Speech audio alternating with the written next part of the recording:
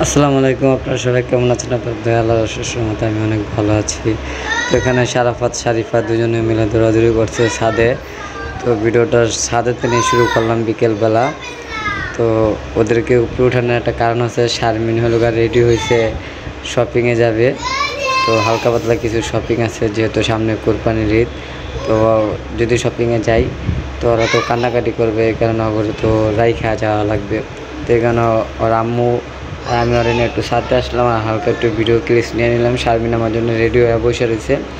তো আমি নিচে যাই, দেখি শারমিন কতর উপর রেডি হয়েছে। আর ওরা দেখেন ছাদ ওইটা ওই যে মুরগির ইয়াটা লিয়ে ওইটা দৌড়াদৌড়ি করতেছে আর খেলতেছে। দুই ভাই বোন অনেক দুষ্ট, আর ওখানে ফুয়াতো বোন।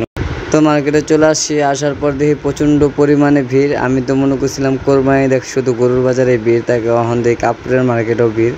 তো গাউসিয়ার মার্কেটের নিচতলায় মানুষের জন্য হাঁটা যায় না, আর প্রচণ্ড পরিমাণে গরম যা বলার বাহিরে। তো আমি আর শারমিন আসছি, যেহেতু ফুফাতো বোন আসছে, আর দুইটা 3 পিস কিনা দেবো। তো দেখি 3 পিসের বাজারে কীরকম পরিস্থিতি, যা দেখি। তো ওই তো 3 পিসের দোকানে চলে আসলাম আমরা। আসার পর দেখি 3 পিস পছন্দই হয় না। তো অবশেষে শেষ ফিনিশিংয়ে আমার একটা 3 পিস পছন্দ হলো। তো এই যে কালারটা দেখতেছেন কফি কালার, ওইটাই। আর এই যে নামাইছি চকলেট কালারের। তো এটা কীরকম হয়েছে অবশ্যই জানাবেন। এই যে 550 টাকার লগে, আসলে দামটা করলাম 550 টাকা না, দামটা একটু বেশি, 1050 টাকা। কিন্তু এই জায়গায় আমরা সিলেক্ট করে রাখছি। রাখার পরে এটা আমি বললাম যে একটাই নিবি না আরেকটা নিবি, শারমিন বললো যে না 2টা নিবো। তো এটা হলো আমি আপনাদেরকে হাতে ধরে একটু দেখালাম যে কেমন হয়েছে।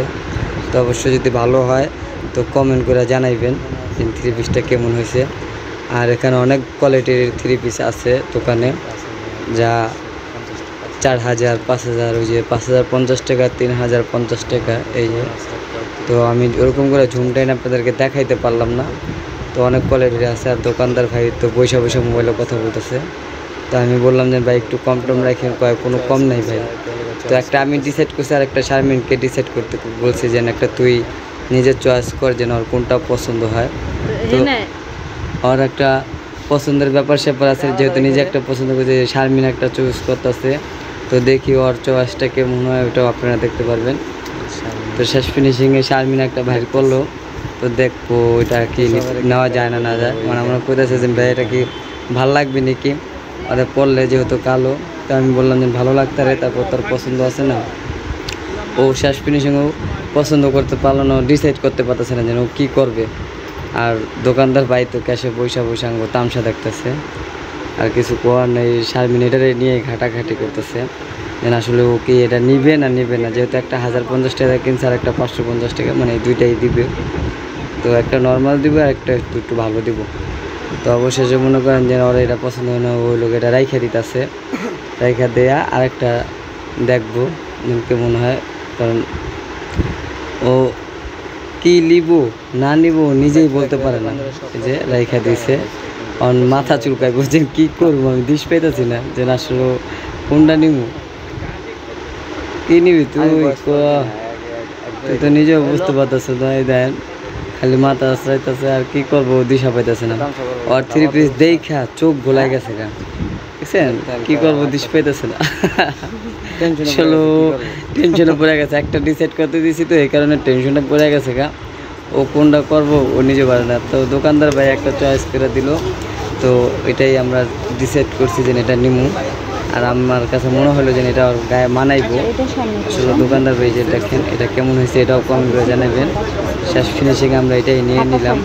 দোকানদার ভাইয়ের কথা শুই না, ভাই বললো যে ভাই এটা নিয়ে যান, যেহেতু কালো মানুষ এটা মানাবে। তো আমি বললাম ঠিক আছে। তো একটা তো আমার পছন্দের দিলাম, আর একটা দোকানদারের পছন্দ নিলি। আবার দোকানদার বলছে ভাই আমার দোকানে আমি সবই পছন্দ করে আনছি, কোনোটাই অপছন্দ ছাড়া নিই। তো দোকানদারের কথা ঠিক আছে। শেষ ফিনিশিং আমরা এটা নিয়ে নিলাম। তো আসার পর আমরা হলো মার্কেট থেকে চলে যেতেছি। আর ভালো লাগতেছে না, অনেক গরম, এই কারণে। তো মার্কেট থেকে যেমন একটু ইরানি মাঠে যাইয়া যেখানে ভালো চটপুটি ফুচকা আছে ওটা আমরা খামো। তো যদি খাই তাহলে শেয়ার করুন, কিন্তু আপনাদেরকে আগেই বলে দিছি আর প্রোগ্রাম করে আসি যে হালিম খাম। আসলে যা দেখি হালিম খাই না চটপুটি খাই, দুটোটাই ওই জায়গার দিয়ে কেনা করা শেষ করে আসি। ভাই 2টা দেন।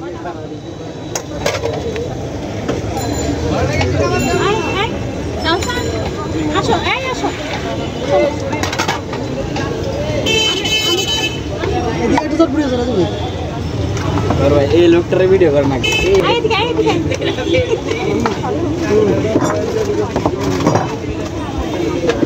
এখানে কেনাকাটা শেষ করে তো চটপড়ি খেতেছি, দেখি চটপড়িটা কেমন হয়। আর ইরানি মাঠের চটপড়িটা সবসময় বেস্ট, অনেক ভালো লাগে। এখানে যতবার সব চটপড়িটা খাই। আর ঠিক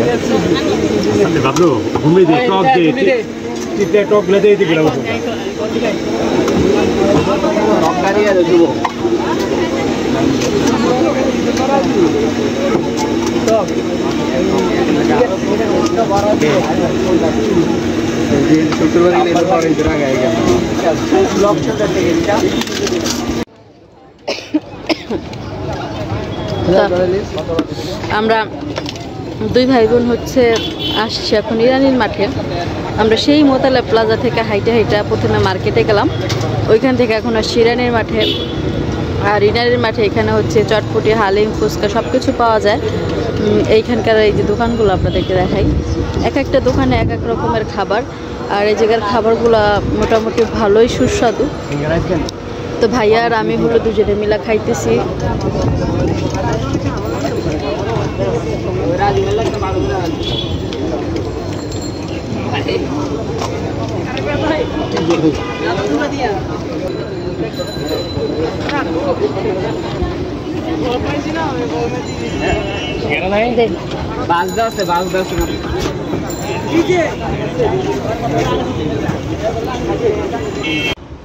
তো রাত্রের বেলা হয়েছে গা, ওই যে দুপুরবেলা অনেক তরকারি আনছিল, তরকারি শেষ হয়ে গেছে।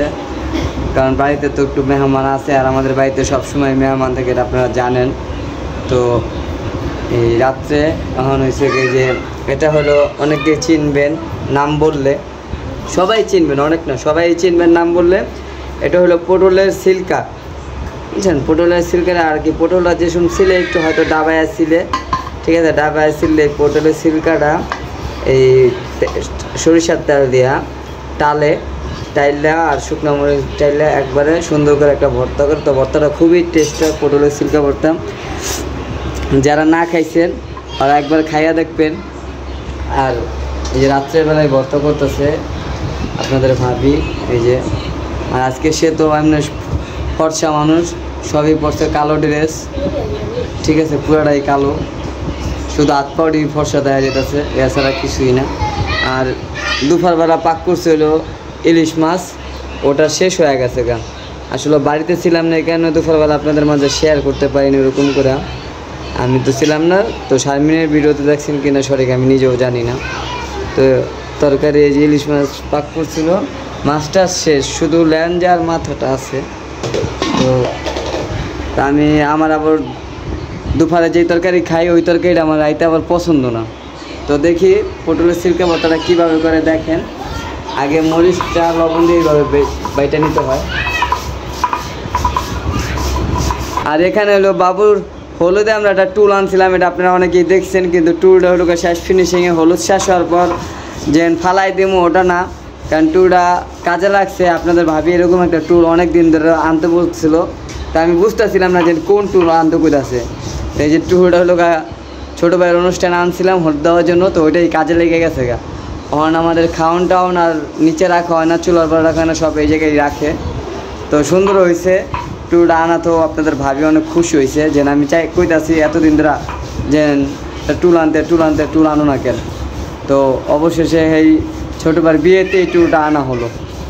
তো এই দেখেন শুকনো মরিচটা বাইকটা পুরো লাল টকটকা বানানো হয়েছে। তো আমরা একটু ঝাল বেশি খাই, আবার ভর্তাটা জাল না হলে অতটা ভালো লাগবে না। হ্যাঁ, তারপরে হলো যে সিল্কাটা বাটবে। এরপর তো বুঝতেই পারলেন যে ভর্তাটা তাহলে কীভাবে এই করেন। তারপরে ওই যে কাঁচা পেঁয়াজ আছে, এই যে কাঁচা পেঁয়াজ দিবেন। আর কাঁচা পেঁয়াজের ভর্তাই সবচেয়ে সুন্দর হয়, যে কোনো ভর্তা। আলু ভর্তা তো কাঁচা পেঁয়াজ দিলে ভালো লাগে, আর মানে যেই ধরনের ভর্তাই হোক কাঁচা পেঁয়াজ দিয়েও করবেন, ওটা হলো সবচেয়ে মজা পাবেন খায়া। এই যে সিল্কাটা গুলো বাড়তেছে দেখেন, এটাই হলো সিল্কা বাটা হয়ে গেছে। ভর্তাটা কমপ্লিট করুক, তারপর আমি আপনাদের মাঝে আসি, দেখাই কিভাবে হয়েছে। হ্যাঁ, সব এই যে